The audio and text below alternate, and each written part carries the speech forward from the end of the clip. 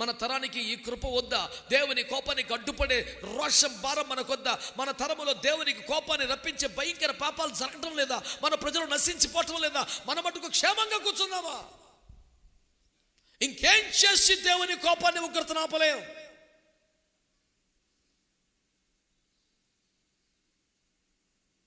కేవలం ఒక విజ్ఞాపన పరిచర్య తప్ప ఇంకేమీ చేయలేం. ప్రజలైన సందులు నిలిచుటకు తగిన వారెవరు? దేవుడు ఎవరిని కోరుకుంటున్నాడు? ఆ గ్యాప్లో నిలబడే వారిని కోరుకుంటున్నాడు. సమూయేలు మొదటి గ్రంథము 2వ అధ్యాయం 35వ వచనంలో ఈ రీతిగా రాయబడింది. తర్వాత నేను ఒక సేవకుని చదువు పెట్టినానమాట. మొదటి సమూయేలు 2:35. ఎవరా నమ్మకమైన యాజకుడు ఏం చేస్తాడట? స్తోత్రం చెప్పండి అన్నమాట. అందరూ చెప్తారా? అందరూ నమ్మకమైన సేవకుడు అనండి. ఎవరో నమ్మకమైన సేవకుడు? నా యోచనను బట్టి అతడు యాజకత్వం జరిగిస్తాడు.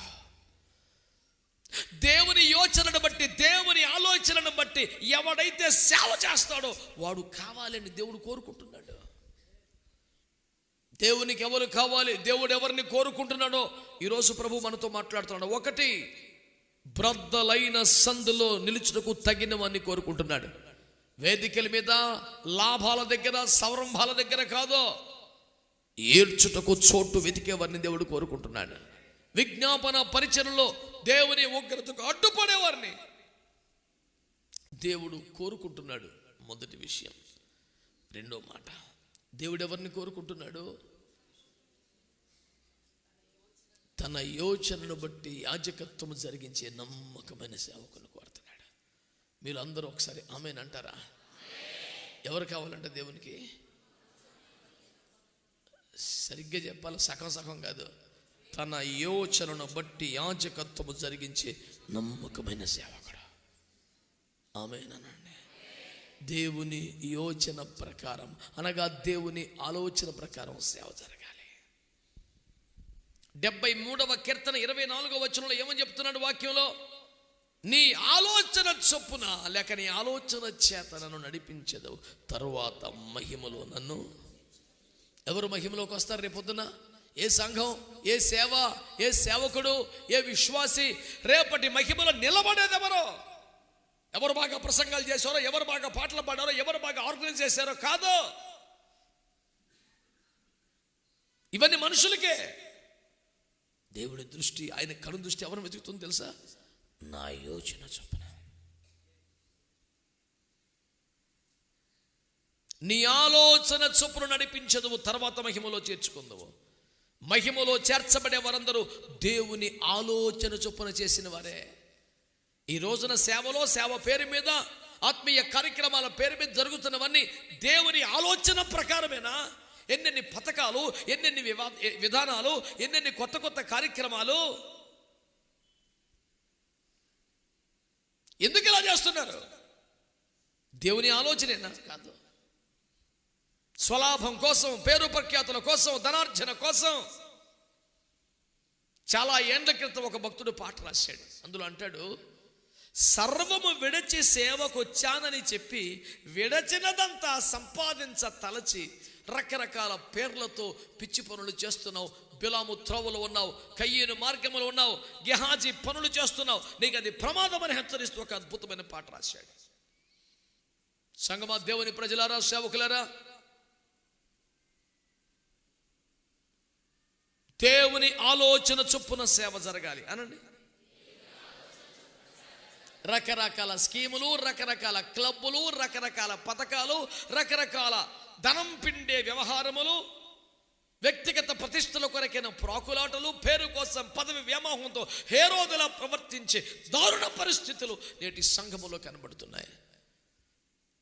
మోషే గుడారం కట్టాడంటే, సొలొమోను గుడారం ఆలయం కట్టాడంటే ఒక దర్శనం, ఒక ఆజ్ఞ, ఒక పని.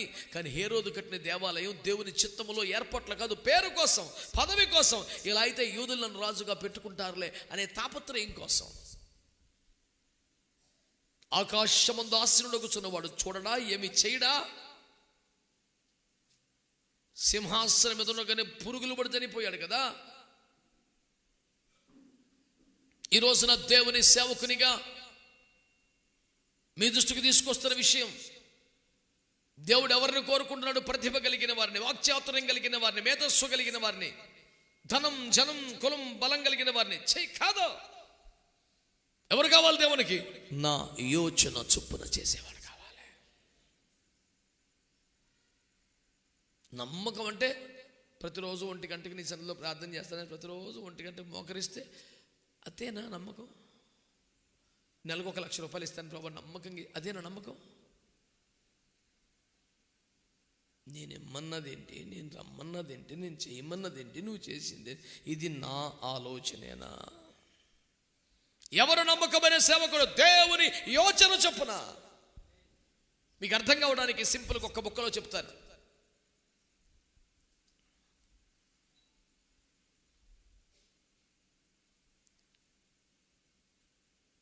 ఫిలిస్తీయులు మందసములోనే ఇశ్రాయేలు బలమంతా ఉంది, ఈ మందసమే లేకపోతే వారు బలహీనమైపోతారని ఉద్దేశించి మందసాన్ని ఎత్తుకెళ్ళిపోయారు. మందసము లేకపోతే ఇశ్రాయేలుకు బలం లేదు అన్నమాట కరెక్టే. కానీ ఆ మందసమే తమకు భారంగా మారిద్ది అని వాళ్ళకి తెలియదు. ఈ మందసం ఒక దైవజనుడి బలం, ఒక సంఘం బలం, ఒక ప్రాంతం బలం, ఒక జనం యొక్క బలం.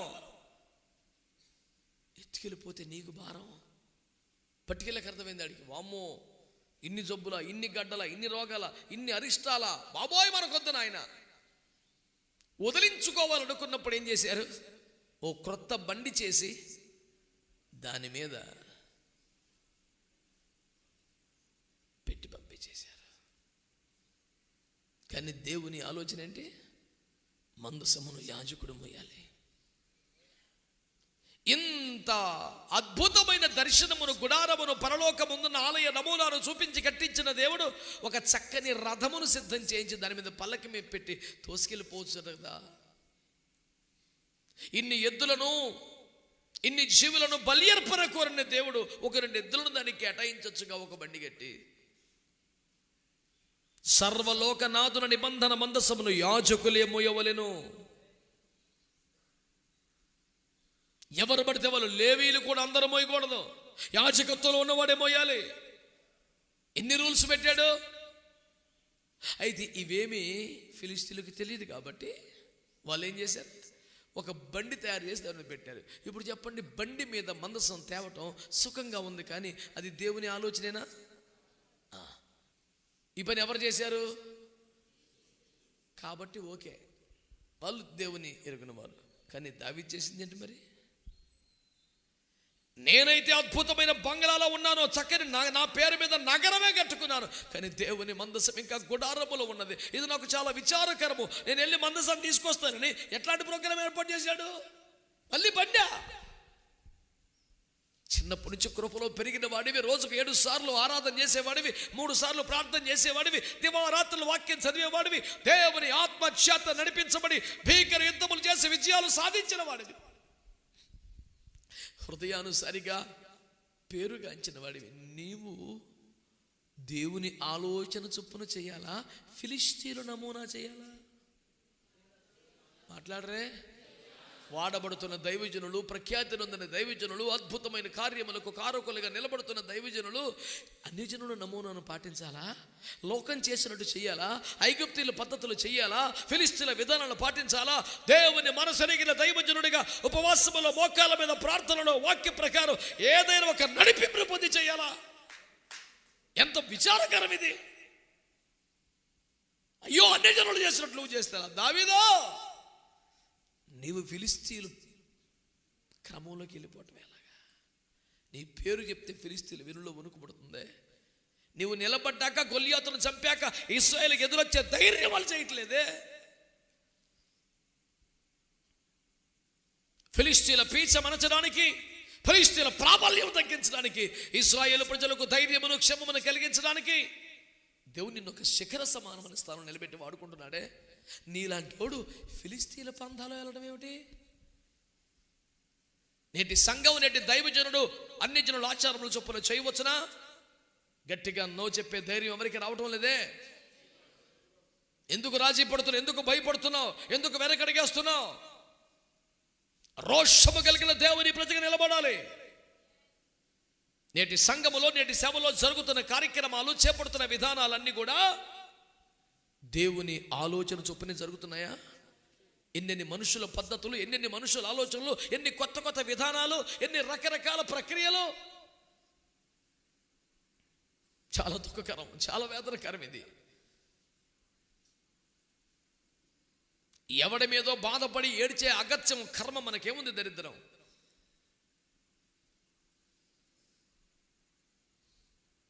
మనకున్న ఆవేదనంతా ప్రత్యక్షత అరుదైపోతుంది. దీపం ఆరిపోయే పరిస్థితి వచ్చింది. మనం చదివిన సందర్భంలో గుర్తుందా మీకు? సమూయేలు దగ్గర నేను ఒక యాజకుడిని కోరుకుంటున్నాను, వాడు నమ్మకమైనడు కావాలి నాకు, నా ఆలోచన ప్రకారం. ఎందుకని? ఏలీ కదలలేకపోతున్నాడు. ప్రజలకు ప్రాయశ్చిత్తం చేసేవాడు లేడు. రోజు రోజుకి పాపాల పుట్ట పెరిగిపోతుంది. ప్రాయశ్చిత్తం చేసే, బలి అర్పణ చేసేవాడు లేడు. ఇటు మందిరంలో దీపం ఆరిపోయేలా ఉంది. మందసానికి, బలిపీఠానికి మధ్య పరుగులెత్తేవాడు లేడు. అయ్యో, నాకు ఒక సేవకుడు కావాలి. వాడు ఎలాంటి కావాలి? నా యోచన ప్రకారం చేసేవాడు కావాలి. మీ కంటతో వచ్చిన పదమే తప్ప అసలు మాట వదిలేశారు. ఫస్ట్ నుంచి అదే ఉంది మీతో తలకాయ నొప్పి. ఎదురుగుండా ఒక పదం ఉంది, నమ్మకం, అది పట్టుకున్న కంటదా. అదే సండే స్కూల్ ఇప్పుడు 50 సార్లు. ఎవరు కావాలి దేవునికి? దేవుని ఆలోచన ప్రకారం చేసేవాడు, వాడే నమ్మకమైన వాడు.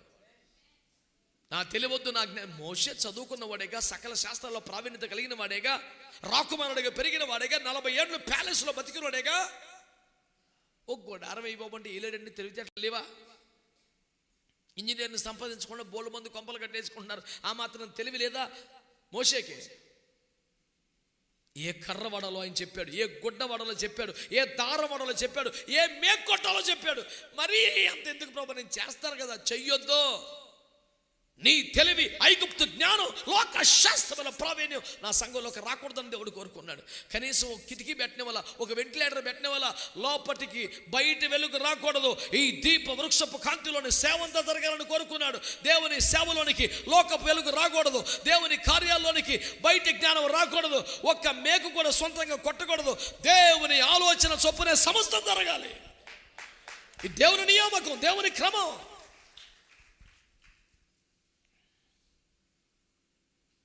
మొన్న ఆయన నాడట నా గురించి, జపనీయ వాక్యం బాని చెప్తాడు కానీ పాత నిబంధన కాలం వాళ్ళకంటే చేదస్తం ఎక్కువ.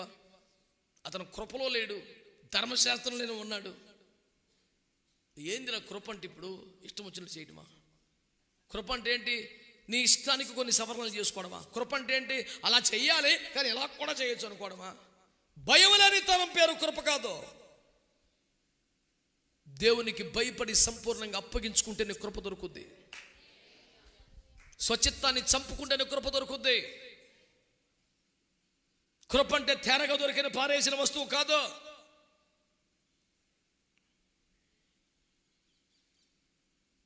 ఈరోజు నా దేవుని వాక్యం ద్వారా మీ దృష్టికి తీసుకొస్తున్న విషయం ఏంటి? దేవుడు ఎవరిని కోరుకుంటున్నాడు? బాగా ప్రసంగించేవారిని, బాగా కానుకలు ఇచ్చేవారిని కాదు, పేరు ప్రఖ్యాతులు ఉన్న వారిని కాదు. బ్రద్దలైన సందులు నిలుచుటకు తగిన వారిని, ఏడ్చుటకు చోటు వెతికే వారిని, దేవునికి కోపానికి అడ్డుపడగలిగిన వారిని కోరుతున్నాడు. 2, దేవుని ఆలోచన చొప్పున చేసేవారిని కోరుతున్నాడు. దావీదు వంటి వారే ఫిలిష్తీయుల మార్గంలోకి వెళ్ళిపోతుంటే ఇంకేం చేయాలా? ఏడవడం తప్ప ఏం మిగిలి ఉండటం లేదు.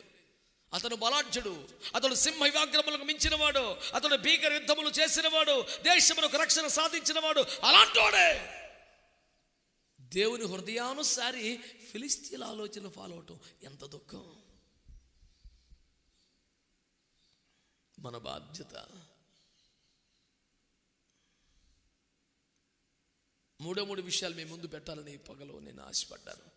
1, బ్రద్దలైన సందులో నిలిచుటకు తగిన వారు కావాలి, వారిని కోరుకుంటున్నాడు. 2, దేవుని ఆలోచన చొప్పున చేసే నమ్మకమైన వారిని కోరుకుంటున్నాడు. 3వది అపోస్తలుల కార్యముల గ్రంథం 1:26.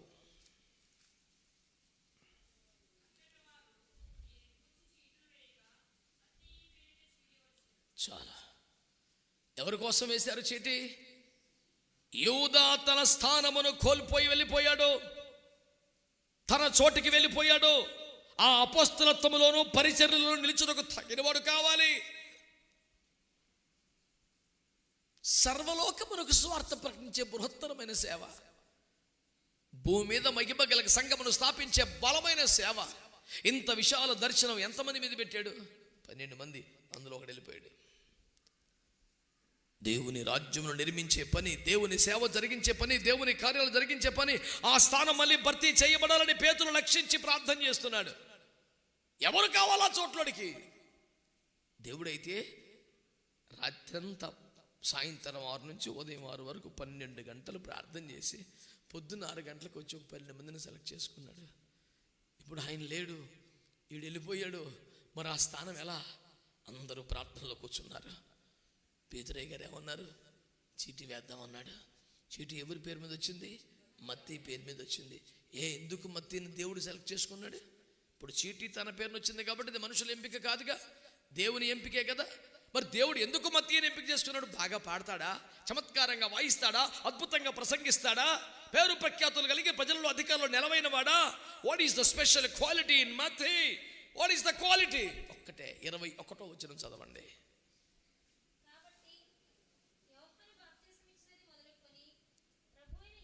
యొద్ద నుండి పరమునకు చేర్చుకునబడిన దినము వరకు ఆయన మన మధ్య సంచరించుచుండిన కాలమంతయు మనతో కలిసి ఉన్న వీరిలో ఒకడు, మనతో కూడా ఆయన పునరుద్ధానమును గూర్చి సాక్షియునుట ఆవశ్యకమని చెప్పెను. చెప్పండి ఒకసారి. ఎలాంటోడు కావాడో క్వాలిటీస్ చెప్పాడు పేతురు గారు. ఎలాంటోడు కావాలంట? యోహాను బాప్తిస్మం ఇచ్చిన దినములు మొదలుకొని, యేసు మనతో ఉండిన కాలం మొదలుకొని, ఈ కాలమంతటిలో, సేవా కాలమంతటిలో ఆరంభం నుండి మనలో ఒకడిగా, మనతో ఉండిన ఎవడైనా ఒకడు ఇలాంటి పరిచర్యకు పనికి వస్తాడని చెప్పాడు. స్తోత్రం చెప్పండి. కొత్తగా జ్వరపడ్డవాడో, కొత్తగా వచ్చినోడో, ఇప్పుడే బయలుదేరినోడు కాదంటే ఎవడో? యోహాను బాప్తిస్మం ఇచ్చిన దినములు మొదలుకొని యేసు మనతో ఉండి సేవ చేసిన కాలం అంతట్లో మనలో ఒకడిగా ఉన్నవాడు. అందులో ఎవరు వచ్చారు ఇప్పుడు? అంటే కొత్తోడు కాదా? కాదు కాదు కాదు. ఇప్పుడు చెప్పండి అందరూ స్వరం ఎత్తి. ఆ 12 మందిలో ఒకడిగా పిలువబడ్డాడు అన్నారు కదా. ఆ 12 మందితో పాటు ఈ మత్తయి సేవకు పిలువబడ్డా?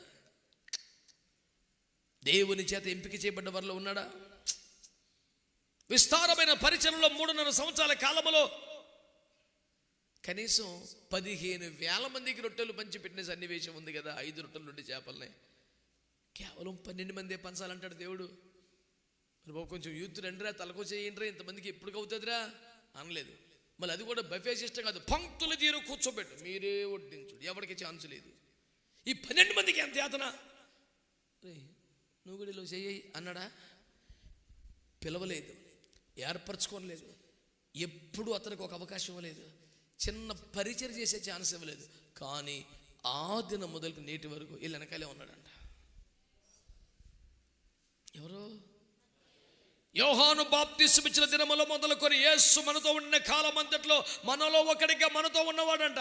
పిలుపు లేదు, ఏర్పాటు లేదు, గుర్తింపు లేదు, చిన్న పరిచర్య అవకాశం లేదు, కానీ ఇలా కూడానే ఉండేవాడంట. పొద్దున్న లేతే వచ్చి సరదాగా, మరి నిన్ను పిలవలే కదా, నీకు ఎందుకురా? పర్లేదు, వెనకాల కూర్చుంటాను. నీకు ఎలాగో పరిచర్య ఎవరుగా అక్కర్లేదు, నేను అక్కడ కూర్చుంటాను. ఎందుకురా వెనకాల పడి తిరుగుతా, ఎక్కడ పడితే అక్కడికి? నాకు ఇష్టమయ్యా. పొన్న మీ 12 మందిలు చేసుకొని దూరంగా కూర్చొని ఆయన ముఖం చూస్తా, ఆయన మాట్లాంటాను.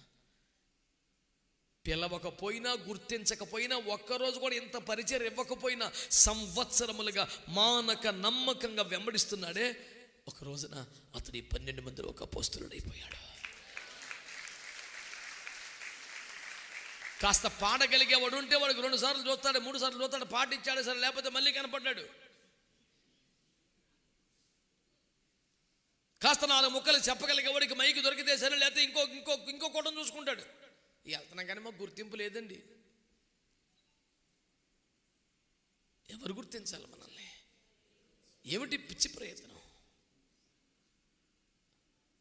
ఒకటే గుర్తుపెట్టుకోండి, ఒక పక్కన సేవ విఫలమైపోతుంది, మరొక పక్కన సమాజం పాడైపోతుంది. ఈ పరిస్థితిలో దేవుడు ఎవరిని కోరుకుంటున్నాడు? బ్రద్దలైన సందులో నిలుచుటకు తగిన వారిని కోరుతున్నాడు. ఈ దశలో దేవుడు ఎవరిని కోరుకుంటున్నాడు? ఆయన ఆలోచన చొప్పున చేసే నమ్మకమైన వారిని కోరుతున్నాడు.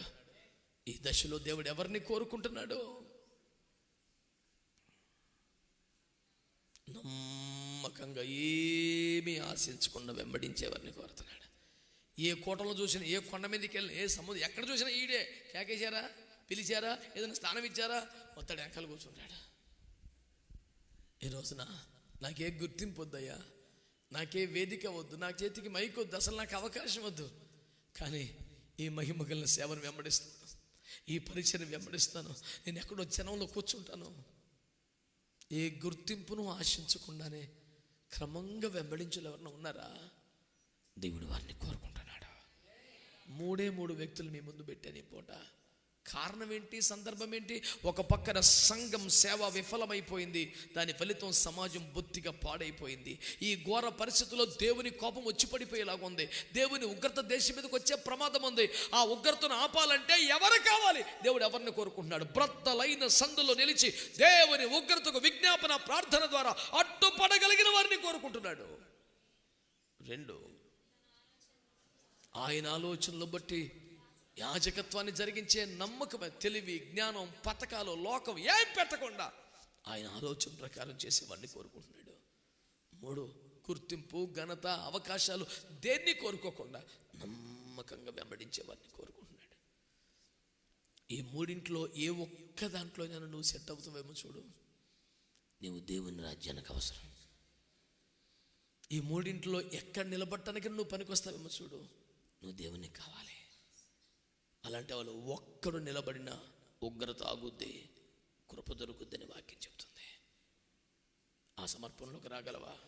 ఆరోగ్యం, అవకాశం ఉంటే మోకరించు, లేదంటే కళ్ళు మూసుకోండి.